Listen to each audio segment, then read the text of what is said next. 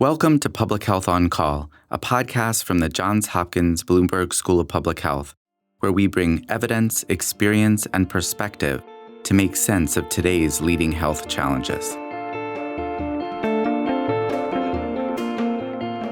If you have questions or ideas for us, please send an email to publichealthquestion@jhu.edu. That's publichealthquestion@jhu.edu for future podcast episodes.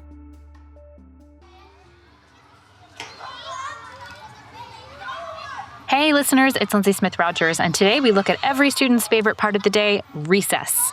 Johns Hopkins researchers Erin Hager and Rachel Deitch talked to Stephanie Desmon about why only half of U.S. states have recess mandates, despite evidence that unstructured play during the school day is a key to physical, social, and mental development, and why they're eager to help more states codify recess time for kids. Let's listen. Erin Hager and Rachel Deitch, thanks so much for joining me. Thanks for having us. We're excited to be here. So today the topic is recess, which of course I think is a favorite topic of a lot of people, especially the elementary school set. But I wanted to talk about whether we get enough recess, whether kids have enough time to play in school, and talk about some of the work you've done around that. Erin, could you talk to us about this toolkit you've created? Yeah, no, we'd love to talk about the toolkit. We're very proud of the finished product. And really, we sought to create a toolkit around state-level recess policies. And I know you mentioned at the start that elementary school set is interested in recess, but we actually would love to see middle schoolers also have access to recess.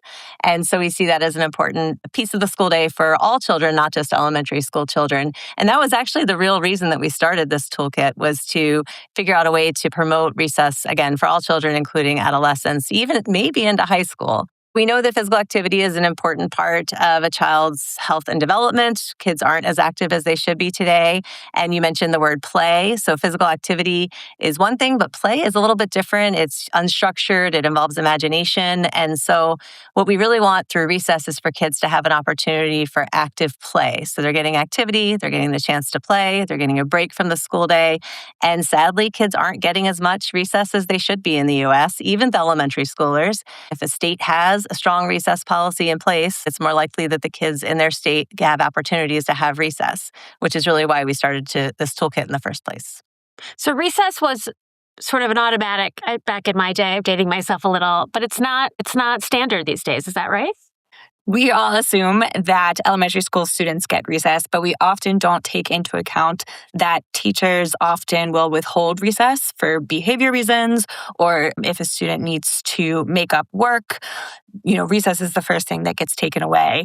We also don't factor in transition times. So let's say that recess is supposed to be 20 minutes long. That often starts, when the teacher says, okay, let's get lined up and go out to recess. And we don't factor in the time to zip up coats and put on hats and actually go outside. And that's just for elementary school students. So we don't hear of middle school students getting a lot of recess. And if we do hear about it, it's often recess and lunch combined. And so the students are eating really quickly so that they can go outside and play, which is also not a good thing. To add on to what Rachel was saying, there are also many inclement weather days. And so kids end up not going outside for recess because it's a little too cold or maybe it's raining. But the threshold for that is really variable from school to school, from classroom to classroom. And then you have to think about, what does indoor recess look like? And so at that point, are children on devices? Are they watching movies? Maybe they're not getting that chance for active play that we want to promote. So taken all together, what Rachel was saying, plus weather, a lot of kids aren't getting regular recess throughout the school day. So you're interested in state laws governing recess. And it's my understanding from reading through some of your work that only half of the states in the U.S. even mandate recess for young children. Is that what motivated you to create this project? When we started this project, we were relying on some older data that showed that very few states had recess laws. And so we knew that as part of this project, we were going to have to update the legal research to really see where we were now as a country. And sadly, the needle hadn't moved that much in the years between the data that we had to the data that we examined on our own through pretty extensive legal research. Rachel can actually speak to the number of states that have strong recess laws based on the research that we did. Yes, we found that there are 25 states and Washington, D.C. that have any sort of physical activity or recess law. And then there's really a wide range of what those laws include. We found that only 10 of the laws use strong language to mandate at least 20 minutes of daily recess, which is what we consider to be the best practice, that 20 minutes. Let's talk about physical education classes versus recess. I assume we see more PE mandated through curricula. Erin, what is the difference and why does this matter? There's a big difference. I'm glad you asked that question. And we didn't really dig into the number of physical education laws that exist. We actually have a colleague who did a really nice recent publication looking at physical education laws. But we wanted to look specifically at recess laws. And physical education is a course that you take during the school day. It's based in education. Yes, there's a physical activity component, but you're really gaining skills and learning. It is a teacher-led academic course. Recess is your opportunity for free play, very different from physical education. But interestingly, there are a lot of laws that conflate the two. And so they may actually say in law that a state or a school within a state is allowed to count physical education towards recess. So that basically makes it so many kids aren't getting recess based on the way the law is written. And so really a best practice as far as a recess law would go would be to specifically say that the two can't overlap, that you have to have recess and you have to have physical education and they are separate and different. And so that is certainly something that we promote, but we were surprised when we actually dug in and saw the number of states that allow physical education to count as recess during the school day. Recess is just fun. So what's the big deal? Like, why do we have to put fun into the school day? It is fun, hopefully. Some kids, have different experiences with recess. And we actually had a really nice conversation during a recent convening where we launched this toolkit about how different adult memories of recess may impact how recess is implemented in the school building. So I am fortunate to have fond memories of recess, but certainly there are people who maybe don't have fond memories of recess, which is why we need to ensure that recess is implemented in a way that really promotes positive social interaction. We know that with recess, children gain opportunities for activity, which is certainly good for them, but they also gain that social piece where they get to engage in conflict resolution and imaginary play and engaging with others and all the social benefits of recess. And we know that recess, independent of other opportunities during the school day, is associated with positive mental health, academic outcomes. And at a time where we know that we're in a mental health crisis in the US, especially stemming from the pandemic, the idea of taking away recess or limiting recess seems like maybe not the best move. And so there have been numerous organizations that have actually called for more recess in response to the mental health crisis that we're experiencing in the US. So Rachel, this toolkit is to help advocates advocate for recess. Is that correct? That's correct. So we developed this toolkit to help advocates, stakeholders, and other interested groups advance recess in elementary and middle schools through the development, passage, and implementation of strong state-level recess laws. Why has there been, in some cases, opposition to recess laws? That's a good question. And we are actually doing some focus groups with administrators and teachers in Maryland right now to learn a little bit more about what the barriers would be to implementing a recess policy or recess law in Maryland. But the one answer that we get consistently is time, that it would be really hard to fit time into the school day, especially in middle schools where they're using more of a block schedule. And the other big reason that we hear is money, that they don't have, the recess. You can pay recess monitors, but money for equipment, space, things like that, we're hearing consistently. Is this more of an issue in low resource settings, Erin? So the lack of recess around the country is not necessarily only seen in lower resource settings. And we do hear some of the barriers that Rachel mentioned about space.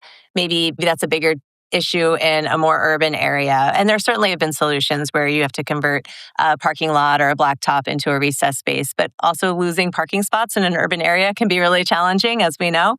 And so you sometimes do need to be creative to figure out ways to provide students with opportunities to be physically active. When we think about lower resource settings, specifically talking about schools that maybe have budget constraints, and that can reach across lots of different settings.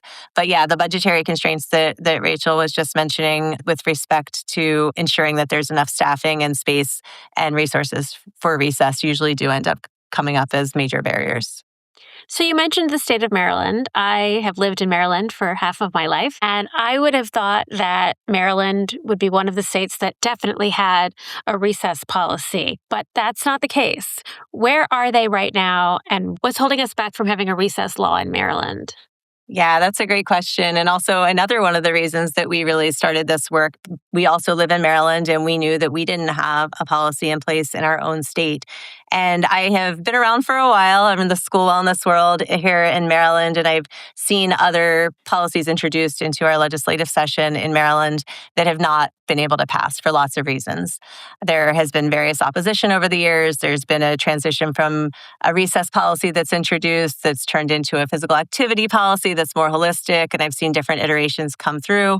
There was one year where the governor vetoed a physical activity bill that made it through both chambers of our General Assembly.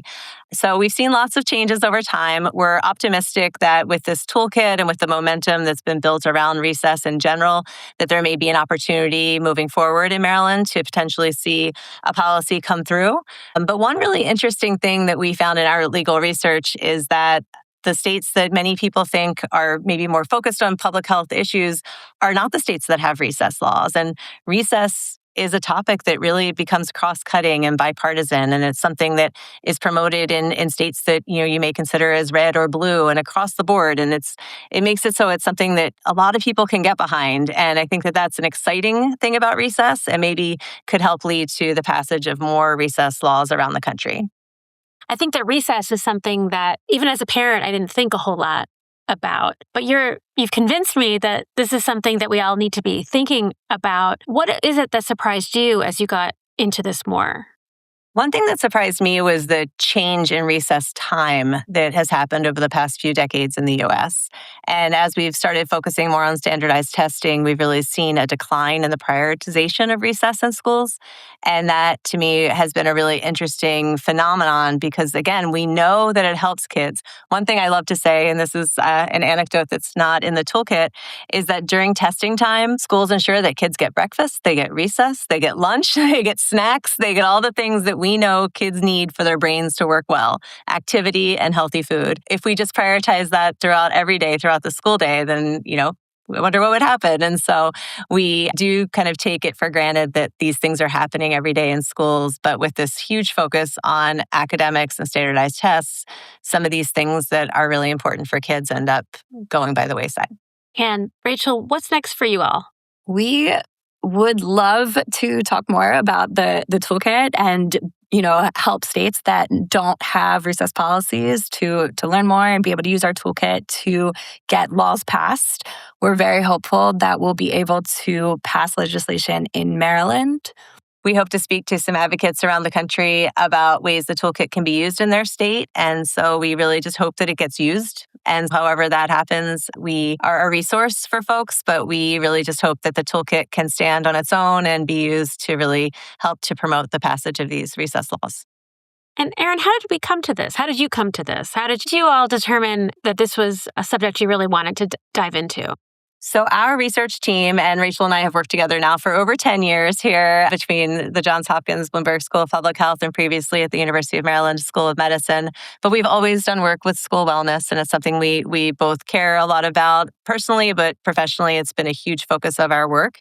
And so with respect to healthy eating and physical activity in schools, we're always trying to identify ways to help promote opportunities for kids to be active and eat healthy, but also make it easy for schools to do this. And sometimes policy can be seen as something that schools have to do and, it can be a frustration, but it also means that it's expected. And sometimes when things are expected, it gets easier to incorporate it during the school day. And so we often use policy levers to promote healthy eating and physical activity. And so recess is just one of those opportunities that we hope can be used to, again, just have it be expected and just part of the regular old school day so that it makes it easy for schools to implement. Erin Hager and Rachel Deitch, thanks so much for joining me. Thanks for having us. Thank you.